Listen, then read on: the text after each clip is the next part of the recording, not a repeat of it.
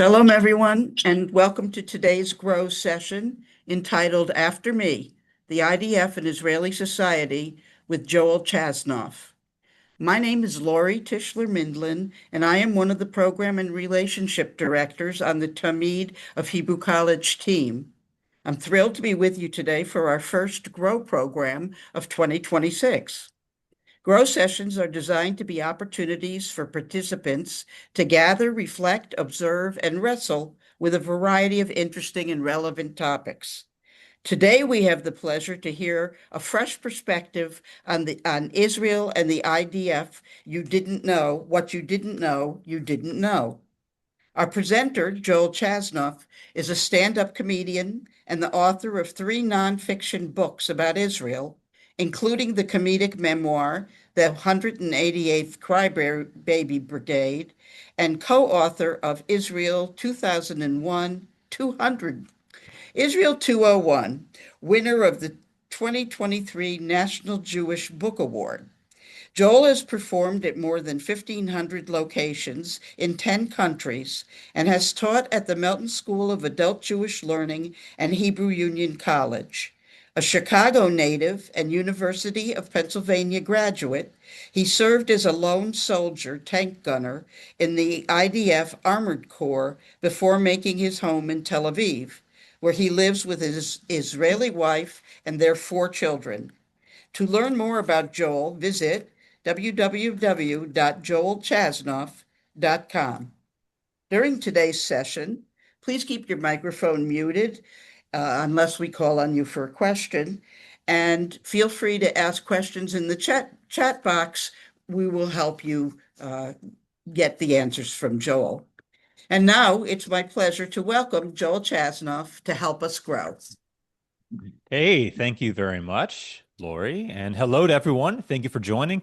I'm coming to you from Israel, where it's just a few minutes after 7 o'clock p.m., and I really look forward to talking to you tonight about our topic, which is the ways that army life and mandatory army service influence how Israelis live and how we think.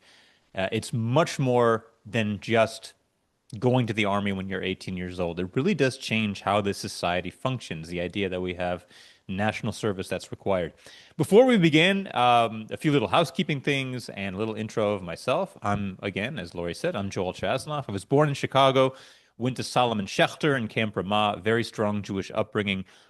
But what really influenced my life was that first trip to Israel, which I made when I was 17 years old. I went with Camp Ramah on a seminar for 6 weeks. And I kind of made up my mind on that trip that I would one day join the Israeli army myself. I just didn't think it was fair that we were calling Israel the Jewish homeland, but that only Israelis were defending it and risking their lives for it. So after graduating from college at the age of 23, I went to Israel and volunteered for a combat unit in the IDF, was sent to the Armored Corps, the 188th Armored Brigade. That means basic training in the south of Israel, in the Negev, and then tank training in the Golan Heights, and finally a tour of duty in Lebanon fighting Hezbollah. After my army service, I did what every Israeli does. I traveled for a little bit, then I came back to the U.S., built my career as a stand-up comedian and a writer. As Lori mentioned, I'm a stand-up comedian full-time. That's been my full-time job for just about 25 years now, mostly in the Jewish world these days, clubs and colleges at the beginning, but now a lot in the Jewish world. But I also write books, and I'm going to put all this in the chat right now. If you want to know more about my books, my most recent one is Israel 201, which won the National Jewish Book Award in 2023. It's called Israel 201 because it's not the 101, not the intro. It's 201. It's a deeper look at what it means to live in Israel, what it means to be Israeli. And I wrote it with a friend of mine, Benji Lovett, who's also a comedian. We really believe that too many of us are stuck on the 101 version of Israel, the intro, green lines and conflict and wars.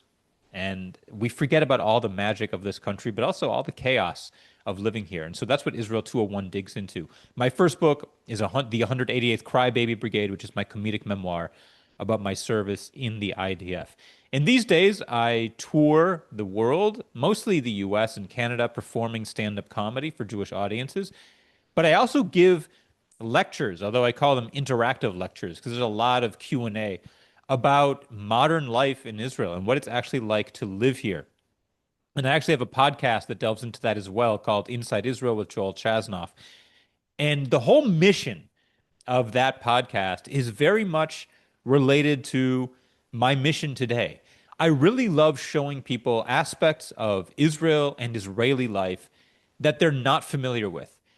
So often we get caught up in the headlines, the big, bold faced type about, like I said, wars and Gaza and the West Bank and settlements. And of course, those things matter.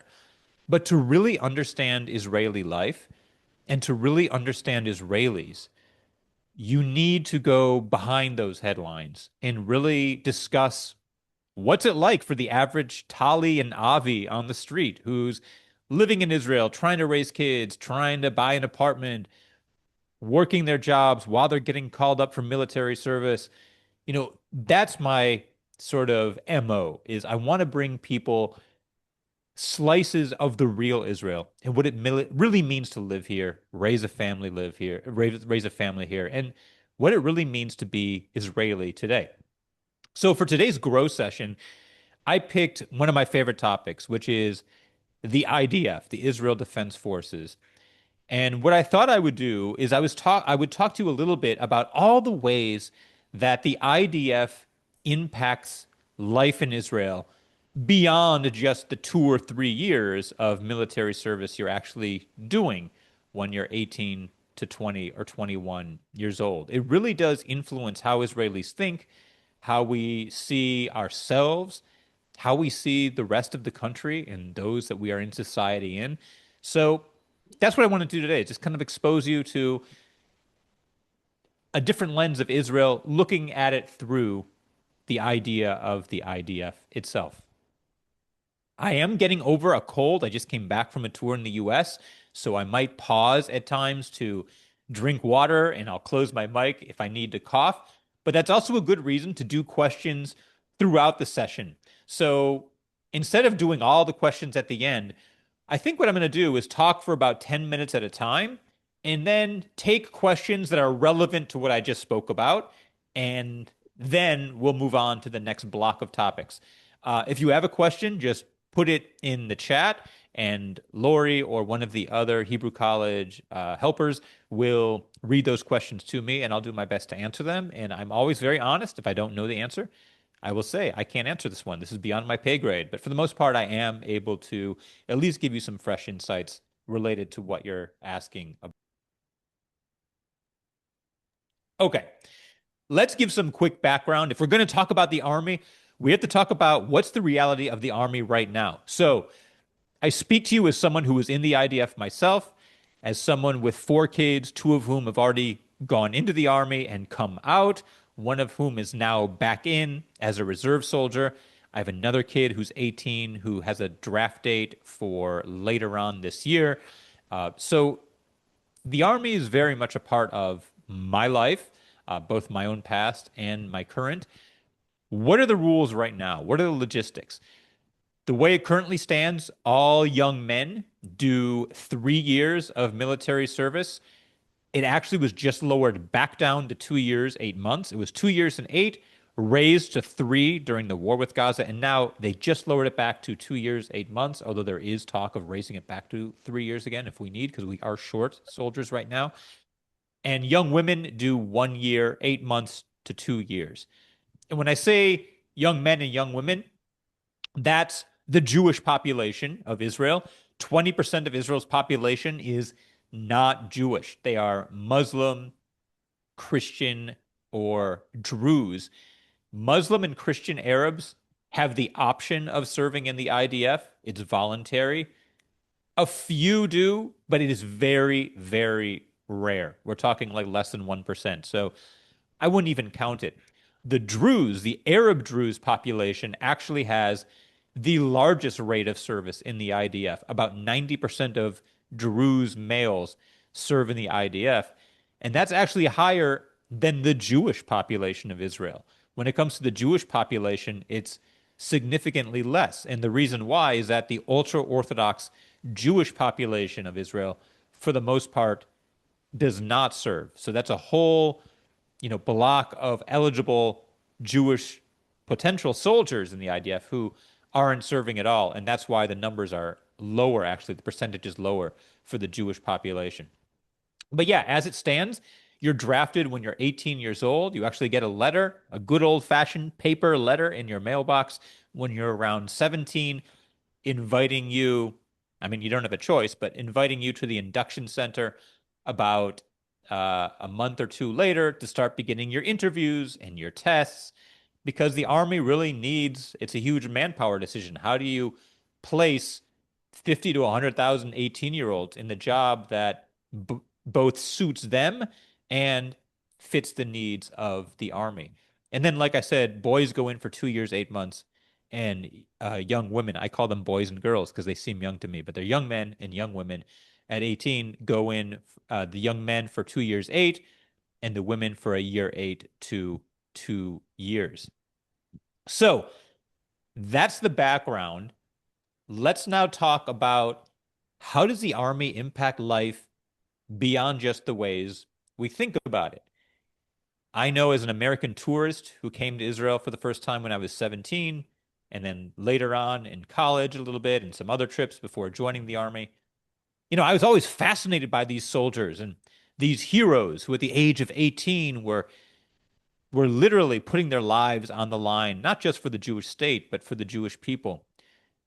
And I was sort of blown away by the scene that many of you have probably seen when you've been to Israel yourselves, seeing these 18, 19-year-old kids with machine guns on the bus out in public in their uniforms. But it was only when I started living here that I realized how much the Army touches all these other different aspects of life in Israel. And that's what I want to look at right now.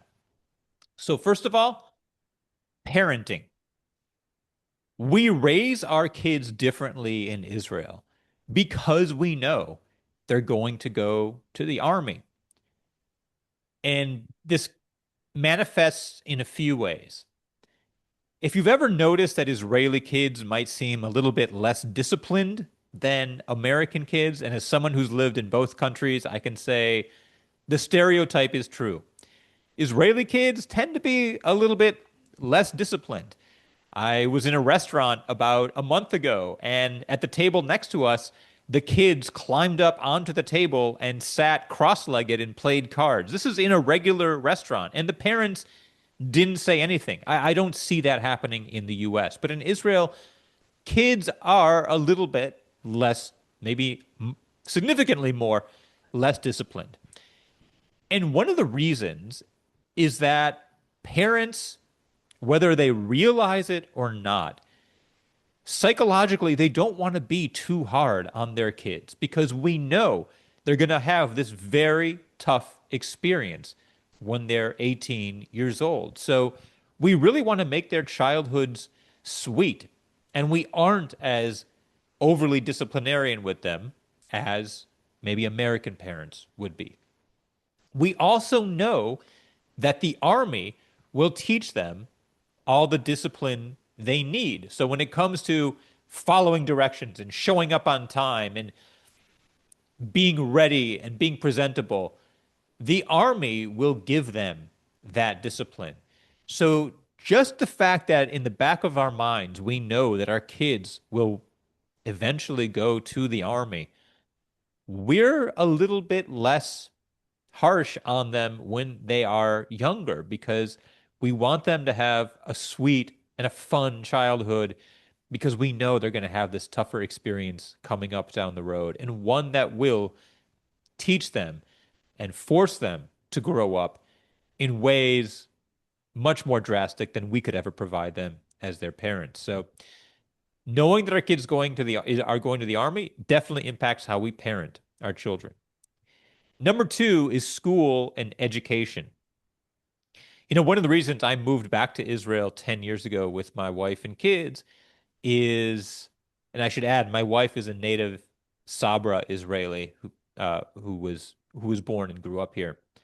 One reason we moved back is that we didn't want to put up with the chaos and really the turmoil of what American high school and college has turned into. Excuse me 1 minute. I need to cough.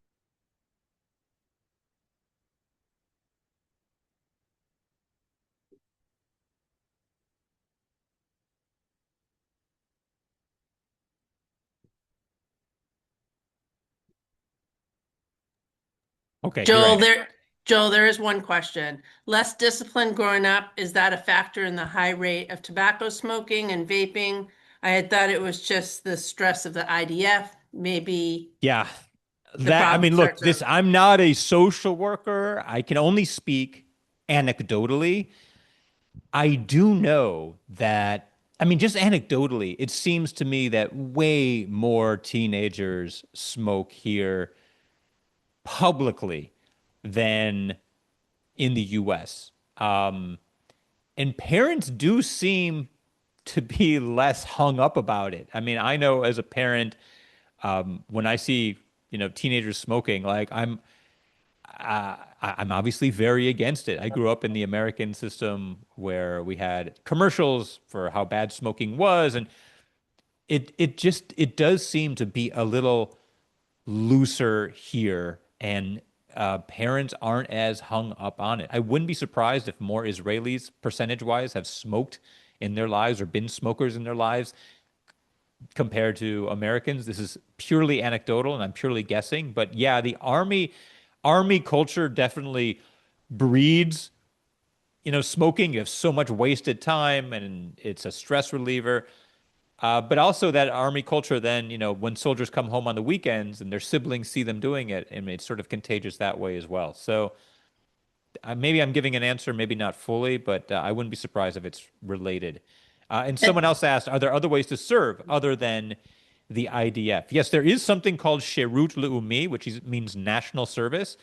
Um, Kids who are very anti-war, if they can make the case that they are truly uh, bothered by the idea of serving in the military, holding a gun, the possibility of taking a life, conscientious objector, they can do Sherut Leumi, which is national service. A lot of religious girls do Sherut Leumi instead of the IDF. I want to make clear that the ultra Orthodox population that is currently not serving in the army, they are not doing national service. They don't want to do anything. Hey, sir. So it's not like they're giving to the country in another way. And this is probably one of the biggest issues facing contemporary Israel right now. And we'll take one more question now before I go on. What percentage of Israeli Jews serve in the IDF? I don't know offhand.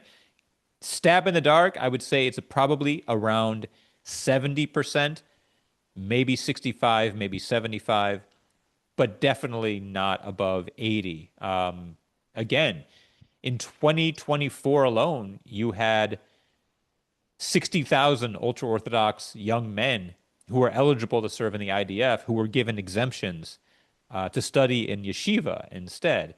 So, that huge block of the population that isn't serving brings down the percentages. Let's talk about school and education. As I was saying, one reason we moved to Israel is I didn't want my kids to go to high school in the US. I didn't want them to have to go through the college application process. I didn't want them getting stressed out the way American kids have come to believe that where they go to college really defines them for the rest of their lives. It's gotten out of hand. I won't say that grades don't matter in Israel. You definitely want your kids to get good grades. And given the option good grades versus bad grades, obviously you'd prefer good grades. But it's not nearly as stressful. The whole idea of test scores and grades isn't nearly as much of a cause of stress in Israel as it is in the US. And one reason is because you're going to the army after high school. Now, true, if you want to go to college after the army, they will look at your test scores and they will look at your grades. But what a lot of kids do is they they take that, first of all, they just do what's called hashlamot. So they'll take special courses to prepare for the college entrance exams after they're out of the army. It's all delayed 3 or 4 years. It's not hovering over you in a number of months. And also, when colleges admit you, they don't look at your grades in your classes nearly as much as they look at your entrance exam scores, which, like I said, you can study for after you're out of the army, and your bagrut, your matriculation, whether or not you have a full bagrut. Bagrut is just matriculation exams. To finish high school in Israel, you need to have a complete bagrut, and it's less about what your score is and more about, did you get a full bagrut? Did you get a bagrut, a matriculation passing grade in math, physics, English? They don't look at whether you got a 93 or an 82. So that whole idea of grades and tests, you have the army as this 3 year buffer zone, plus usually a year of travel after it. So there's this 3 to 4 year gap between finishing high school and getting ready for college. I think it also chooses Israelis who go to study. It causes them to choose more wisely what they want to learn, because a lot of, when you're 18, what do you actually know about what you want to do with your life? But once you're out of the army, once you've traveled a bit, you're much more centered and focused, and you can make a better decision about what to study. It's also so much cheaper here. I think that in the U.S., there's so much on the line. If parents are shelling out, the sticker price of $80,000+ a year, there's a lot on the line, and you need your kid to do well. Whereas in Israel, it's significantly cheaper, especially if you were in a combat unit of the IDF. It can be close to free to go to university here with all the new grants they have for soldiers. So that's another big factor, is just having the army after high school creates this buffer zone where you don't have to stress so much about grades and test scores. Let's talk about life planning. I know a lot of American kids, my kids, who are 18 or in their young 20s, they have friends in the US who are stressing out about, what am I going to do with my life? And Israelis really don't stress out about that, certainly not in high school, the way kids in the US or other countries do. Israeli kids will start, I wouldn't even say stressing. They're connected. Not even concerned. They're eager to find out what unit they're going to be in the army. And in some cases, they practice, the same way you'll have Princeton Review SAT courses in the US to get you ready for the SATs. In Israel, you'll have kosher kravi, which are groups led by former IDF commanders, where they train you to get you in physical shape and in mental shape to pass the test to get into the best units. So kids are definitely eager and motivated, but they're not thinking about, what am I doing with the rest of my life? Because again, you have the army, this 3 or 4 year period, when you include the travel that comes after it, where they're just doing something else entirely, and they know what those 3 or 4 years are going to be like and what they're going to consist of. So there's not this pressure to have it all figured out by the time you're, 22 years old. When Israelis are 22, that's when they're just beginning to consider whether they want to study at all, and if they're going to study and what they might study. So the army, in that sense, also impacts how Israelis think about the scope of their lives. I think a lot of Americans, again, anecdotally, when they're in their late teens, early 20s, they think that 28 is like the end, that if they don't have it figured out by 28, they're done. They're toast. For Israelis, 27, 28 is really when you're just beginning to build your life, because that army has delayed everything by a couple of years. So Israeli teens are not obsessed with the, what am I going to do with my life question, the way I've seen in other countries. Okay, let's talk about status. It definitely means something if you can, maybe I don't want to say brag, but if you can talk about which army unit you were in, it definitely adds an element of status in Israeli society.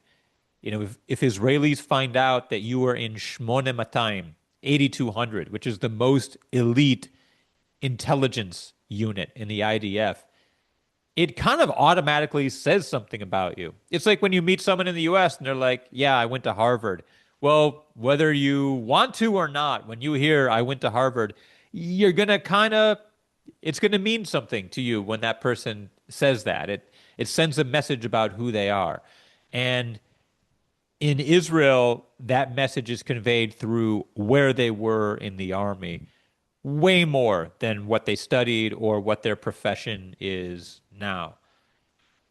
I don't think Israelis ever ask each other where they went to university or what they studied unless they're having a conversation about their field of business or what they actually do. It's just not a conversation piece. But where did you serve in the army? It's a way to sort of gauge someone and use shorthand to kind of figure out who they are. Um, and so when you hear paratroopers, fighter pilots, Shmona, you kind of get the sense of one type of person you're dealing with. If they say artillery, tanks, that's another whole kind of character that you can, layer on other assumptions onto what that person is like. Now, those assumptions might be wrong, but the units do have personalities, and the soldiers who serve in the Golani Infantry Brigade are very different personality wise than the soldiers who serve where I served in the Armored Corps or in artillery or as fighter pilots in the Air Force. So having your army unit uh, where you served in the army says something about who you are and lends you a little bit of status depending on what that unit is. Related to that is work and connections. The army is huge for networking here in Israel. A lot of people get their jobs through connections they made in the army. A friend of theirs who they served for 3 years with opens a company, a startup. They're going to recruit friends from their army unit to come work with them, work for them, because these guys and gals better after 2 or 3 years of serving together than you would from a job interview. So the army creates these amazing job networks and career opportunity networks where you get so close to people and you know them and you know who you can trust and who you want to do business with. Is really the best networking tool, I think, in the country. My own daughter, I have twins who are 24. When she got out of the army, she was in a program for former officers. She was an officer in the IDF. And everything I just said about networking is even exponentially more true if you were an officer. Once you're an officer, you're in this very elite cadre of Israelis who help each other out and find each other jobs. And she was able to get a job at a startup and lived in New York for a year without a college degree, but was working, a regular salaried startup high-tech job in New York and now continued with that job here in Israel, all by virtue of her being an officer in the IDF and being able to get connected with others who were hiring in the field she was interested in. So the Army is huge for work and connections. Now would be a great time to pause and ask if anyone has questions that they want to ask. I see one in the comments, which I'll address in a second. If there are others, go ahead and type it in the comments now, the chat right now, specifically on things that I mentioned up until this point.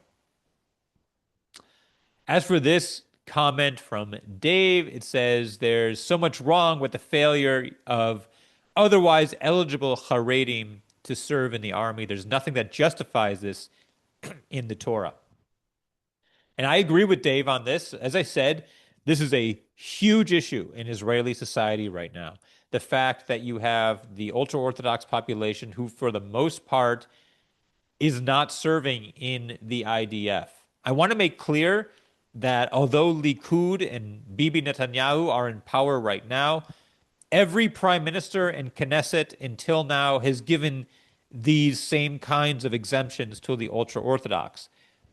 And the reason is, in Israel, we have a parliamentary system where you need a majority to govern in the Knesset. And the major parties can never get an actual majority through elections. So instead, they have to turn to these smaller parties, these smaller religious parties. And these religious parties basically say to them, we will join your coalition as long as you give us money to study in yeshiva and as long as you exempt us from IDF service.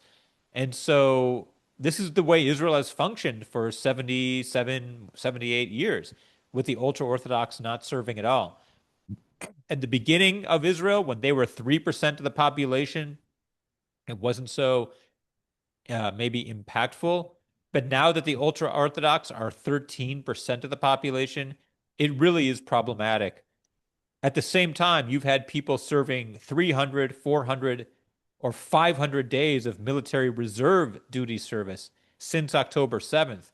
So the fact that you have this whole block of the population who's not serving at all, and on top of that, is receiving money from the government to study in yeshiva and to not serve in the army, is really troublesome for the country. And to be honest with you, it's not sustainable. This economic model will not work moving forward, where we incentivize this block of the population to not be in the labor force, not serve in the army. I think the good news is this is the one issue that unites both left and right in Israel as we move into these new elections in October. There's a lot we disagree about when it comes to the territories in the West Bank, when it comes to settlements, when it comes to the economy. But the one area we all agree on, except for the ultra-Orthodox, of course, but the one area we all agree on is that military service needs to be mandatory for everyone. And even the modern Orthodox population, what might be equivalent to like a young Israel in the U.S., the modern Orthodox population of Israel, they do serve in the army and they become officers and they serve at a very high rate. And they say there's nothing in the Torah that declares you shouldn't serve in the army and that you should only study in yeshiva. That's just bogus. So the whole Torah argument, as Dave points out, is not correct. So there's two questions that are related in terms Sure, of go ahead. status. One is, I have a friend who did not serve in the IDF because of a knee injury. Are people in that category at a loss for networking status among their peers or the community? And the other one says, doesn't the networking among the elite also work against young people from disadvantaged backgrounds? Okay, so these are two really good questions. I'll take the second one first. I would rather look at it like this, that if you're from a disadvantaged background, the army is the best way to get your foot in the door and rise up in Israeli society. Um, and it's very much a meritocracy. I mean, if you are a good soldier, you can work your way up through the system, become a commander, become an officer. So here's what I see instead, and I know this firsthand. I have seen kids from disadvantaged backgrounds who throw away their draft letter when it comes in the mail and don't serve in the army and just sort of ignore the draft orders and they wear the army down and eventually do not serve at all. Sorry. And they end up being stuck in that lower socioeconomic level. So I would flip that question and say it's to their advantage to enter the army. I know of I know of both cases. I know people from lower socioeconomic backgrounds who ignored their draft orders and stayed where they are. And I know others who went in and worked hard and made the army a career and got jobs they never would have had access to had they not gone into the army. So I'd rather see the army as the ultimate opener of doors where people can actually have a chance. Uh, as for those who are injured and don't serve, yeah, I think they are missing out on something. I mean, look, 40 years ago, if you didn't serve in the army, you were kind of looked down upon. They might have looked at you differently. That here's this thing we're all doing. Why didn't you serve? It was like a scarlet letter against you. Now that's not as common as it used to be. It's a little bit easier to get out of army service altogether if you really don't want to, and you just make enough of a stink about it. The army will let you go. Um, and people don't look down at you the way they used to. But again, I think this is to your detriment.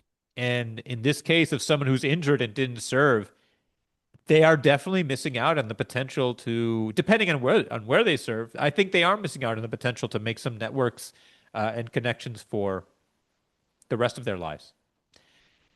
Lori, I'm going to shut the There's camera a for a second, but keep talking to me. I can hear your question.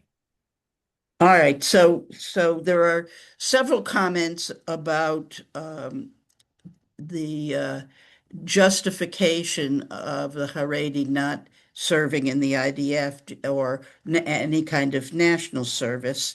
But perhaps you might want to switch a little bit because there's a question about your experience as a lone soldier, which is a unique experience. And the question is, did you need to be fluent in Hebrew as a lone soldier? And maybe you want to expand on that experience. Yeah.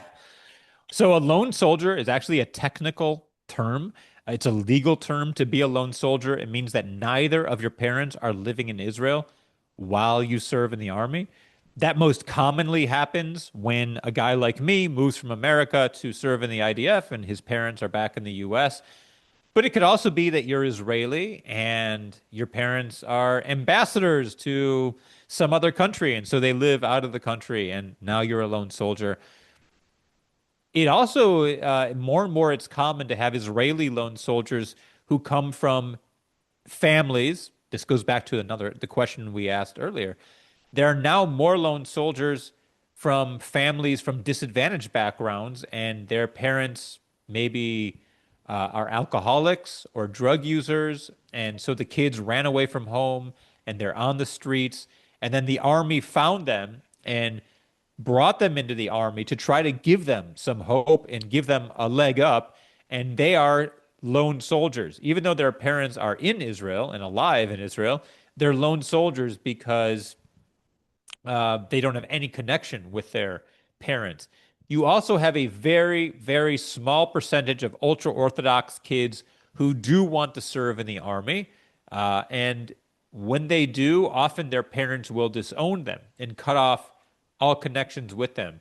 And they become lone soldiers as well. So when I was a lone soldier in the IDF in 1997, 98, there were a couple hundred of us. Now there are 7,000 plus lone soldiers in the IDF from 70 countries, not just the countries you'd expect, like the US and England, but also from Denmark, Argentina, Japan, you name it, 70 countries. But of those 7,000 lone soldiers, half of them, about 3,500, are Israelis who were born and raised here, but who do not have any relationships with their parents anymore. And so the army has taken them in, and they're technically lone soldiers as well. Do you need to know Hebrew? Much to my chagrin, you do not need to know Hebrew very well. I think this is a big mistake. The army is way too easy on kids from other countries who want to join the IDF, whose Hebrew is not good enough.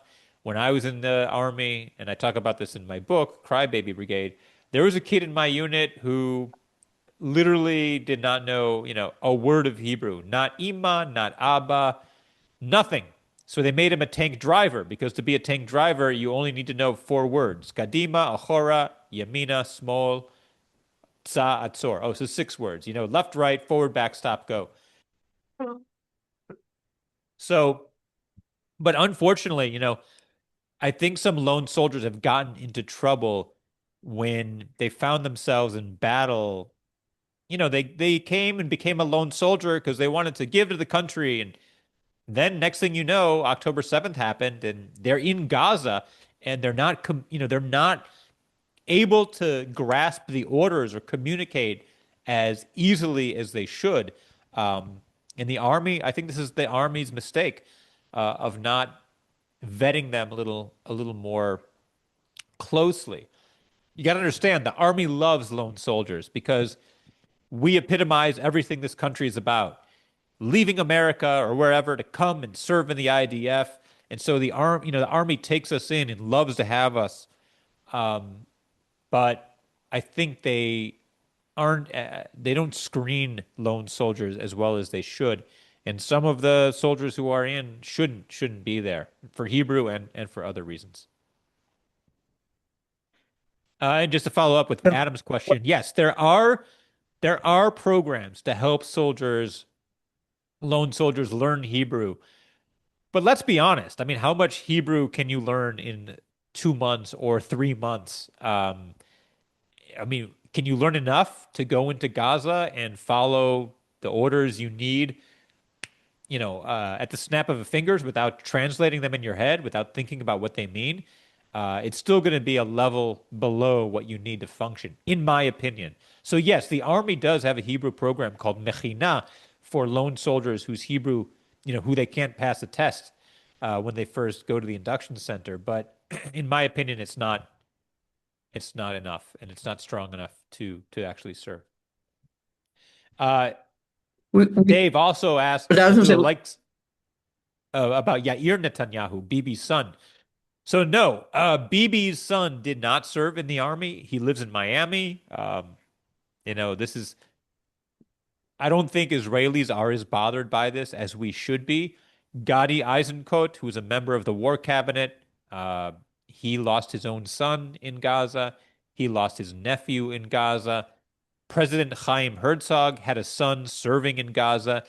I think it says a lot about Israel that the president of the country has a son serving in a war zone.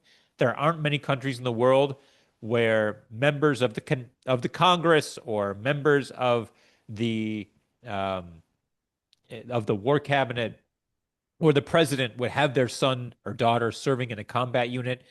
In that sense, Israel is very unique, and it really speaks to the message of giving to the country. But it's very shameful, I think, that Bibi's own son is not only not serving in the army, but costing Israelis millions of shekels a year and the protection he needs and the apartment he's renting in Miami, the way he tweets against the government and against the army on Twitter or X as it's called now. So, we're going to look back at this time in 20 years, and I think we're going to shake our heads at just how out of hand we got. I don't mean to get political here, but I'm speaking to you truthfully as an Israeli who lives here right now. How about you pick the next question, Lori? so moving on to your own experience, curious how you came up with Crybaby Brigade in your book title, and how was that received by your fellow veterans? Yeah, I mean, I was in the army in a very unique time. This was 1997 in the summer. Um, it was about 6 months after one of the worst military disasters in the country's history. Some of you may remember this. It was called Ason Hamasokim, which means the helicopter disaster. 2 IDF helicopters collided on their way to Lebanon, killing all 73 soldiers on board in one afternoon. And for the first time in the country's history, kids didn't really want to serve in combat units anymore. And parents didn't want their kids serving in combat units because they felt, why should we send our kids to this army who's not even going to take care of them? Because it turned out that the pilots of these 2 helicopters had not followed procedures and had cut some corners. And so the motivation to serve in the Army was kind of low, at a low point. And so the Army did all these things to try to make Army life feel like family life. We would have snacks at 10 a.m. and 4 p.m. every day. One of the big changes was that if you don't feel well, you can go to the doctor, and the doctor on the base will give you an excuse to get out of guard duty, to get out of kitchen duty, to get out of hiking. And a lot of kids in my unit started taking advantage of this. If they didn't want to work in the kitchen, they would just say, I can't work in the kitchen. I have diarrhea. If they didn't want to do guard duty, they would say, I'm not feeling well. I'm feeling dizzy. And they'd go to the doctor and get an excuse. And at one point, our officer lined us up in front of the infirmary. And he said, half of the platoon is inside this infirmary right now. And he read a list of all the ailments we had, sore knees and stomach aches and headaches. And he said to us, who are you? Are you a platoon of IDF combat soldiers, or is this just the 188th Crybaby Brigade? And I thought that title really epitomized the conflict that I experienced. Growing up at Solomon Schechter and Camp Ramah, we look up to Israeli soldiers. We worship them and idolize them. And then I got to the Army and I realized the truth, which is that they're boys, they're human beings. And it was really my fault for putting them on a pedestal. But that conflict between the way Israeli soldiers are portrayed to kids like me and the reality of who they actually are, human beings at the age of 18 and 19, I thought that title sort of captured perfectly the internal dilemma that I was struggling with as I went through my Army service. The guys I served with, they thought the title was funny. They related to it. The Army itself never vetted the book. There's nothing in there that's like secret, nothing I reveal that our enemy, would would find out from reading that. So, it, on a personal level, it was received okay, and I still, the book came out in 2010. I still have lone soldiers now reading it and telling me it's exactly the same. That there's just something about Army life that, and this is one of the points I wanted to share about how Army life influences civilian life. In the Army is in a way a contradiction. In the one hand, you are giving to the country and you're willing to give your life for a cause that's bigger than you. On the other hand, you learn in the Army to look out for yourself, and that if you don't speak up for yourself, nobody will. You learn how not to be a friar. A friar is a very important word that you need to know if you're going to live in Israel. It's actually not Hebrew. It comes from Yiddish. It means a sucker, a dupe, someone who gets taken advantage of. And when you're in the Army, you learn, if you did guard duty 2 nights in a row and someone else didn't do guard duty at all those 2 nights, and you see your name up on the list, you don't take it. You fight. And you say, I'm not going to be the friar who guards 3 nights in a row when this guy doesn't guard at all. So you learn how to stand up for yourself.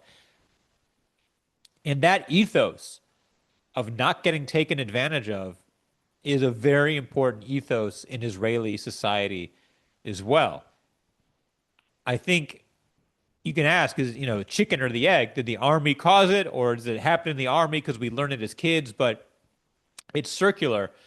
And to me, that was like the biggest surprise, the biggest shock of life here is just how obsessed with not being a sucker Israelis are. And the Army really strengthens that ethos and causes it to be so strong in Israeli society as well.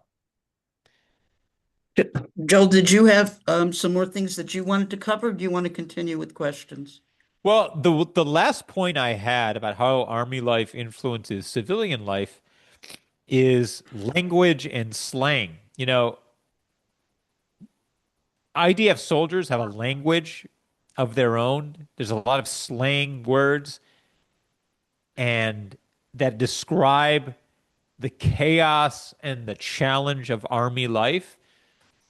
And those slang words become a part of the civil language as well, because soldiers come home on the weekend and the rest of us hear them, and so we adopt them and make them part of our daily linguistic Hebrew. So I just want to share some of the army phrases that are now part of everyday life in Israel. The first is Rosh Gadol, Rosh Katan. That's originally an army expression. A Rosh Gadol, it means a big head. It's someone who goes above and beyond.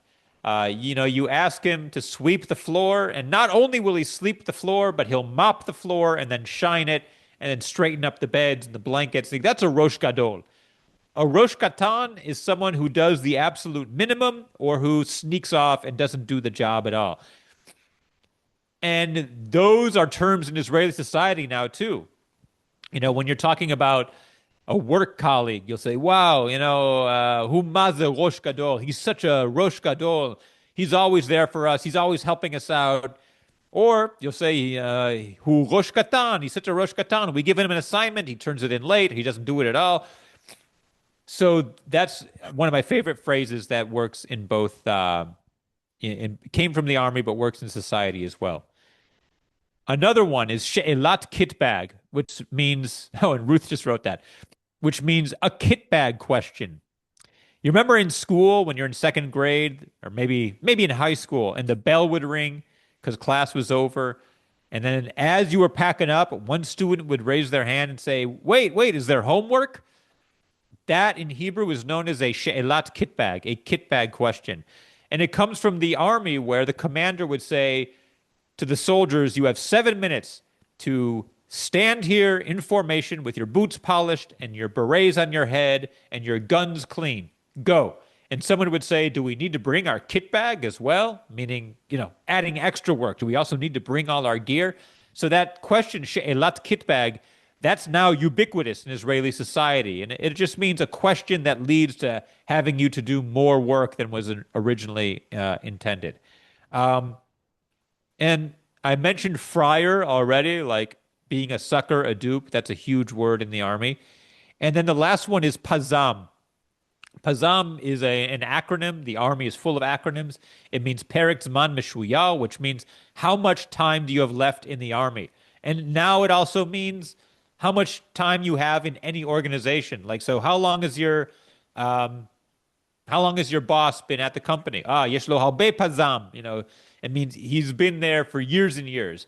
If you say en li pazam bichlal, it means I have no say, I have no pull in this organization. So pazam, which is originally an army term, now is used in Israeli society as well.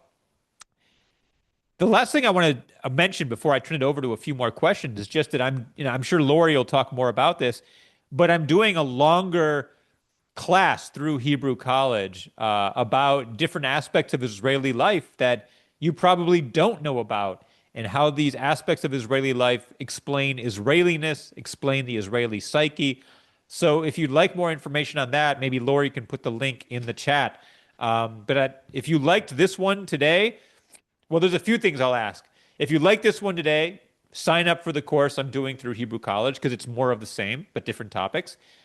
Check out my website, which is joelchasnoff.com. You can see my tour schedule. You can learn about my podcast, which you can sign up for and follow. My Instagram link is on there. I post comedy clips and other fun stuff on my Instagram page at Joel Chasnoff. So basically, joelchasnoff.com is the one-stop shop for anything related to what I do or where I'm going to be and the books, etc. Lori, you want to take a few more questions before we Well, maybe we have sign time off? for there was one question. There's a lot of questions here that move almost into the political, but something that's more factual or empirical, as you might say, is has October 7th impacted Army participation? Have more Great question. kids? Yeah, so I've seen two changes.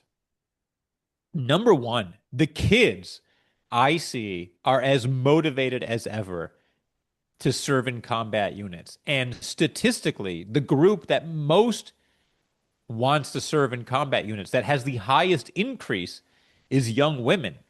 The Army is slowly opening up more and more units to combat units to women, and the rate of request to serve in combat units is growing fastest amongst the young women.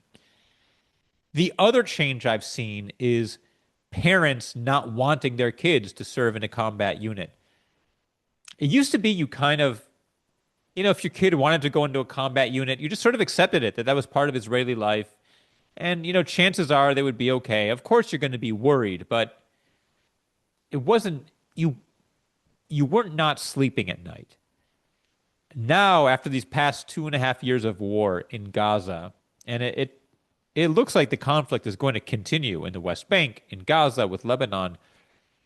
I see kids who are really motivated to be in combat units, but their parents don't want them to be and are trying to convince them not to be in a combat unit. That is a change that I'm noticing. And I got to say, I completely understand it. We lost, what is it? I don't know the exact number. 500 something soldiers in Gaza since October 7th. I personally went to the funeral of the teacher at my kid's school. Her son was killed in Gaza, and I went to his funeral. I've gone to multiple Shiva calls in Ra'anana to families who lost sons in Gaza. It's not some far off thing. We all know soldiers who've been killed. It's become a lot more real. And so I understand completely why parents are hesitant to have their kids serve in a combat unit, especially compared to how it used to be. Thanks, Joel. There's been a couple of questions about your class. It's called Israel Unfiltered, Beyond the Usual Stories. It's listed in the course catalog under Community Programming and Tamid Adult Education. It is going to be from 12 noon to 1 p.m. on 6 Tuesdays, starting, I believe, February 12th, is it?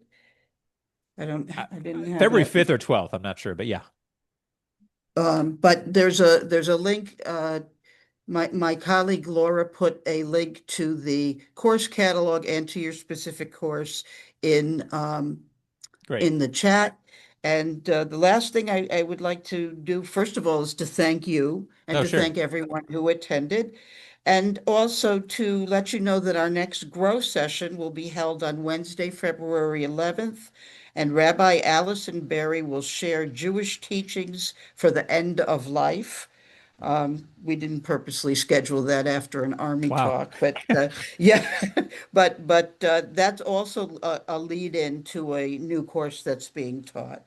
So thank you to everyone. We'll be sending a follow-up email with a recording of today's session and all the registration information that we just shared in the chat. The Hitra Ot, hope to see you soon. Toda Thanks rabah, again, everyone. Joel. Thank you. Bye.